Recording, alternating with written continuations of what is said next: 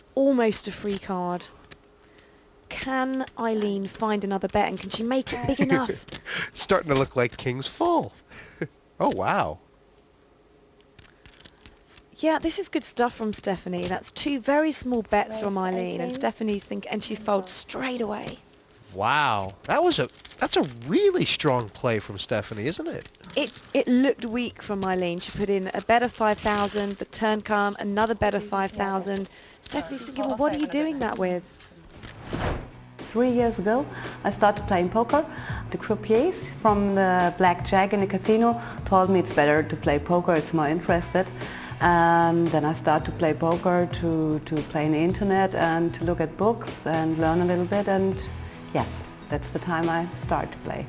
It's very important to win this tournament.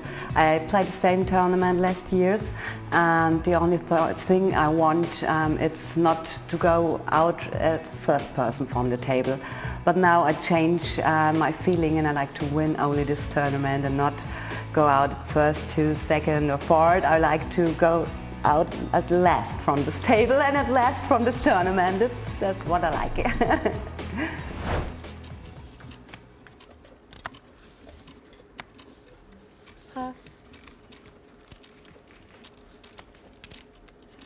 Stephanie looks cool though here Yeah. on this table. She's in control. Yes, she is. She looks like someone who's waiting to get the job done, Stephanie, doesn't it?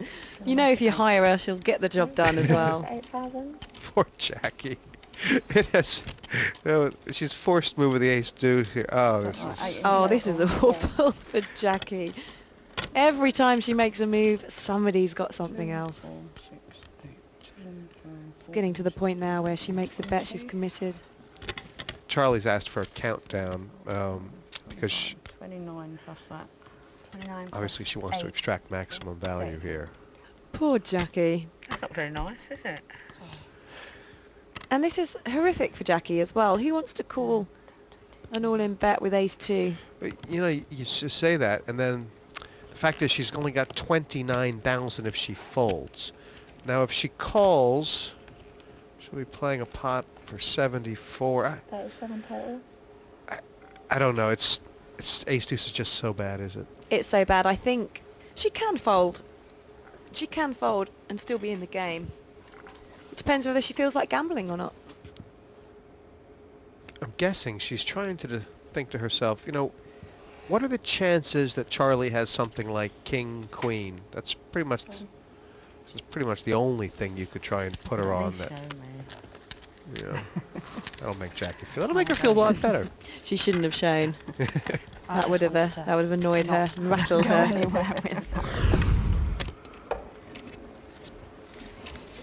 It's much more fun when you see it all.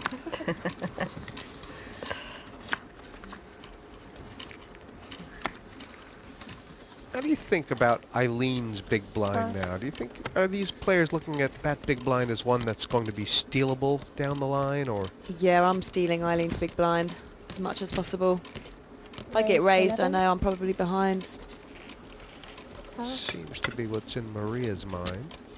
We got a 9-10. Pass. Cool. Eileen's actually woken up with a hand she can play here. Yeah, and the call a lot more fun than the re-raise because, you know, king, queen. If you see an ace, you can get out of there. If you see a king or queen, hello. Yeah, it all depends on the texture of the flop here. It'd be nice to see her bet out. We can see that Maria's hit top pair, and I think that's going to be enough for Maria. Oh, yeah.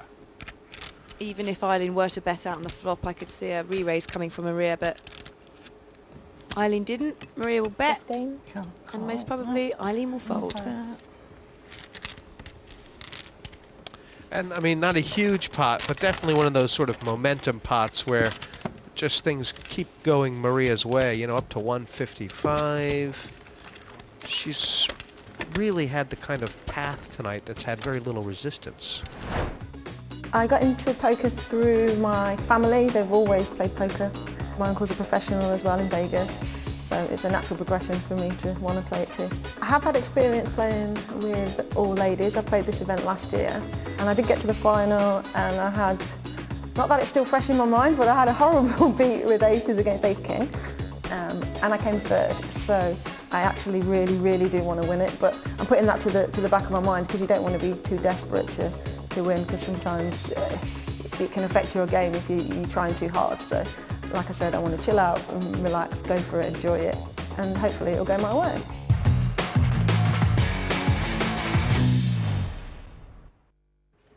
Welcome back to Heat 5 of the Party Poker Women's World Open 2. Maybe one of these players should start throwing a spanner in the works. What, and just shoving it all in, or just playing every hand? Making it slightly bigger, a bet pre-flop, 3 or 4 times the big blind maybe. Starts getting expensive though, if you try those tricks. Yeah.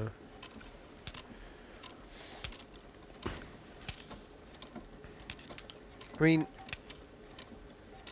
you know, Charlie, Stephanie, Maria, and I even think Eileen right now, they look like they expect to win. Which is a good attitude to have. Jackie looks like she needs about 60,000 before she's going to start expecting to win again, but you know, that could.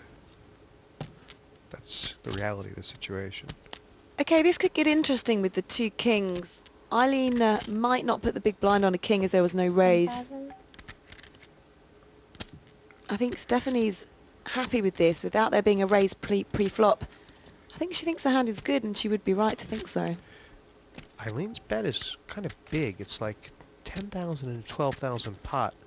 I mean, if Stephanie wants to raise for information here, she's talking about putting like 30k in. Does she want to? I think because there wasn't a raise pre-flop, she can do. I think if it were me sat there, I'd think, well, to have me beat, she needs a king 10, and I think a king 10 on the small blind, someone limped on the button, you're probably raising. And pass. That call by Stephanie, do you think that means, well, if she bets big on the turn, I'm out of here, or does that mean I'm in? See, the problem here is Eileen is making the same size bet she made on the turn, but the pot is a lot bigger on the turn. It's 20,000 chips bigger on the turn. Feels like Eileen could possibly win this if she really gets those chips in. If she'd made a bigger bet on the turn, then Stephanie really would have had the question. Bigger kicker, yeah. Nice. Someone was sat there with like computer up and 2 accounts. Well, this is going to be the Very much cheating. last hand of this level. We're going to see those blinds raising again. That is going to be painful for Eileen and Jackie. Pass. Yeah, you feel like they should stand on each other's shoulders and just make one reasonably average stack.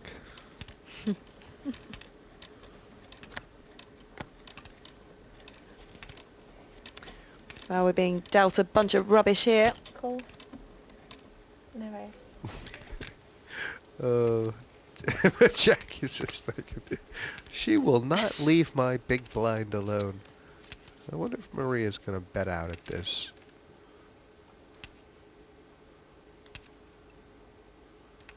It would be cruel and heartless. It's quite funny because usually you'd be scared of that flop, but in this situation when it's a battle of the blind and there's been no raise, you're probably good in thinking your opponent has none of that. So Jackie's thinking, that's what Maria, right? Jackie gave that look like, you've got none of that. But I can't afford to do anything about it. And that is the end of the second level. Stephanie, Maria, Charlie, they're just running over the game. They are, Eileen and Jackie battling out at the bottom. I think sometimes as a poker player, your instinct isn't just that. I think sometimes you pick things up from your opponent subconsciously. And your instinct is actually your brain saying, look, I know something about this player. There's a reason I don't like this situation. It's starting to sound like Phil Lack now, you know. He believes, you know, there's sort of the cosmic effervescence of the universe. Is that what he calls it?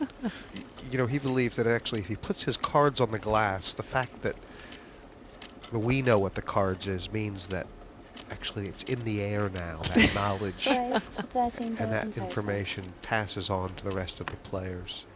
I know what he means, but he's nuts, isn't he? It does sound a little crazy.